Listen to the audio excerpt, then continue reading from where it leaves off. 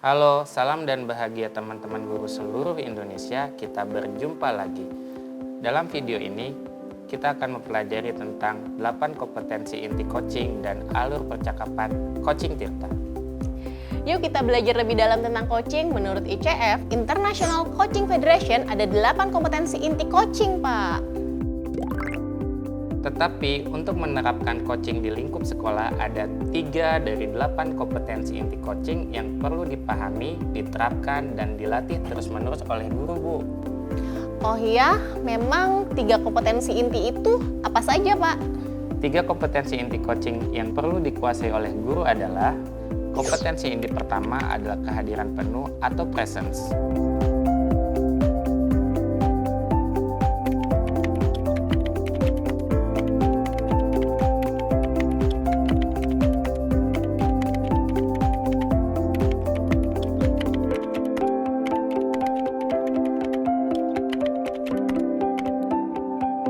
Ibu dan Bapak menghadirkan diri sepenuhnya penting untuk dilatih agar kita bisa selalu fokus untuk bersikap terbuka, sabar, dan ingin tahu lebih banyak tentang peserta didik. Oleh sebab itu, hadirkanlah kompetensi ini di sebelum dan selama percakapan. Tidak ada satu cara yang terbaik untuk dapat menghadirkan presence. Silahkan temukan cara yang paling efektif agar kita bisa hadir sepenuhnya sebelum dan selama melakukan percakapan. Salah satu contoh kegiatan untuk menghadirkan presence adalah dengan melakukan kegiatan berjeda atau kegiatan lain yang bisa membantu kita untuk fokus. Kompetensi inti kedua adalah mendengarkan aktif atau menyimak. Ibu dan Bapak, jika kita ingin berperan sebagai coach bagi peserta didik, kita akan mendengarkan lebih banyak dan lebih sedikit berbicara. Ini merupakan salah satu keterampilan utama dalam coaching. Dalam percakapan coaching, fokus dan pusat komunikasi adalah pada peserta didik, yaitu sebagai mitra bicara. Sebagai seorang guru, mari kesampingkan agenda pribadi atau apapun yang ada di pikiran kita, agar bebas dari penilaian, penghakiman, pelabelan, atau asumsi. Kemampuan mendengarkan aktif ini perlu dilatih supaya kita fokus pada hal yang dikatakan oleh coachee atau peserta didik. Dengan demikian, kita memahami keseluruhan makna yang bahkan tidak terucapkan. Ada 3 hal yang biasanya menghambat kita mendengarkan aktif, yaitu pertama, asumsi. Yang kedua, melabel atau menghakimi. Yang ketiga, asosiasi. Mari kita bahas satu persatu. Asumsi adalah sudah mempunyai anggapan tertentu tentang suatu situasi yang belum tentu benar. Perhatikan contoh berikut ini.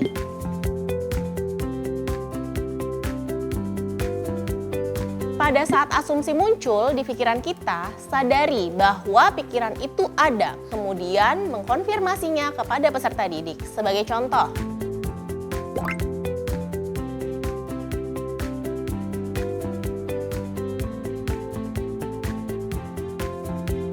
penghambat mendengar aktif kedua adalah menghakimi atau melabel. Memberi label atau menghakimi peserta didik dalam situasi sebelum dan pada saat percakapan dilakukan.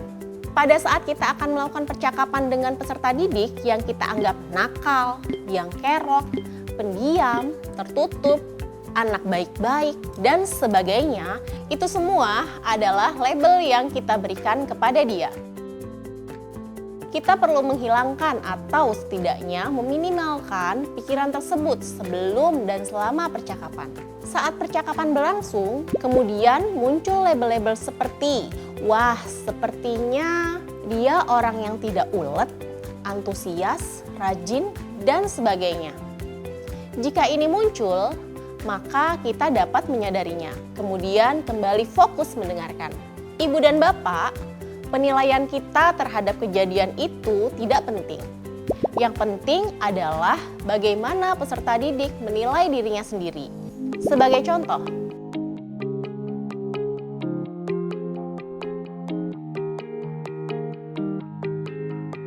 jika pelabelan ini masih tetap muncul pada saat percakapan, maka kita dapat memfokuskan pada apa yang peserta didik lakukan dan katakan pada saat percakapan. Penghambat pendengar aktif terakhir adalah asosiasi.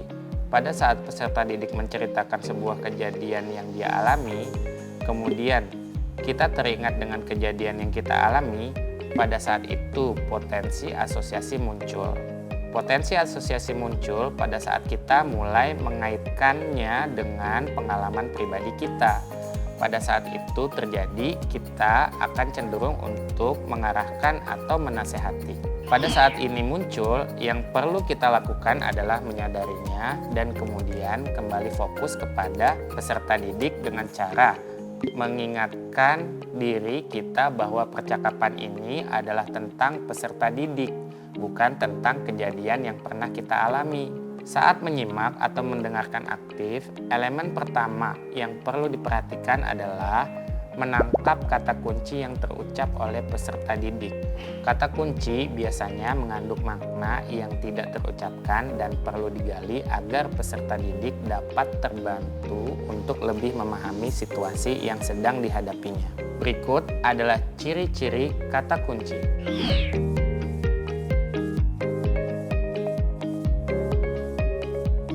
Kompetensi inti ketiga adalah melontarkan pertanyaan berbobot. Pertanyaan yang kita ajukan diharapkan menggugah peserta didik untuk berpikir dan dapat menstimulasi pemikirannya. Juga memunculkan hal-hal yang mungkin belum terpikirkan sebelumnya. Selanjutnya, pertanyaan berbobot ini diharapkan menstimulus peserta didik untuk mengungkapkan emosi atau nilai dalam dirinya dan dapat mendorong peserta didik untuk membuat sebuah aksi bagi pengembangan diri dan kompetensinya. Ciri-ciri pertanyaan berbobot adalah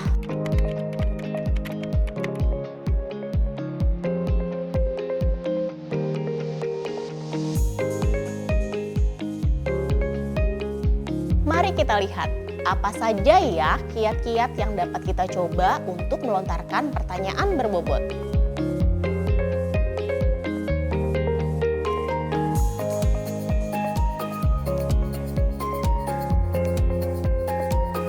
Ibu dan Bapak, berikut ini adalah salah satu referensi yang dapat kita gunakan untuk mengajukan pertanyaan berbobot hasil dari mendengarkan aktif, yaitu rasa, yang diperkenalkan oleh Julian Treasure.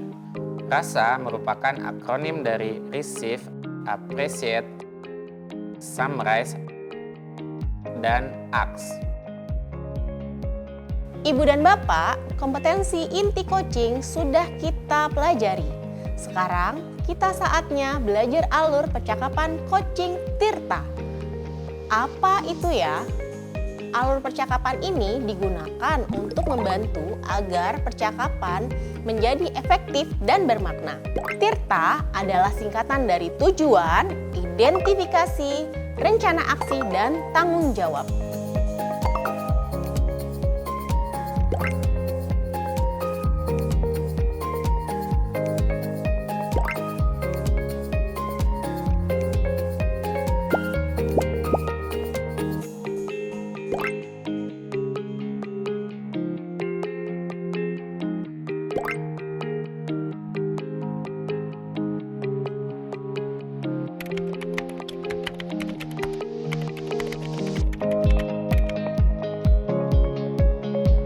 Teman-teman guru di seluruh Indonesia, kita sudah belajar bagaimana seorang guru dapat berperan sebagai coach bagi peserta didik. Kita juga sudah belajar untuk melakukan percakapan yang memberdayakan. Apa itu ya? Percakapan untuk menuntun kekuatan kodrat yang ada pada peserta didik dengan menggunakan kompetensi coaching dan alur percakapan coaching Tirta. Silahkan gunakan kompetensi dan alur percakapan ini untuk praktek percakapan kita dengan peserta didik di keseharian kita. Selamat berlatih dan mempraktekkan percakapan berbasis coaching kepada peserta didik atau siapapun teman bicara Anda.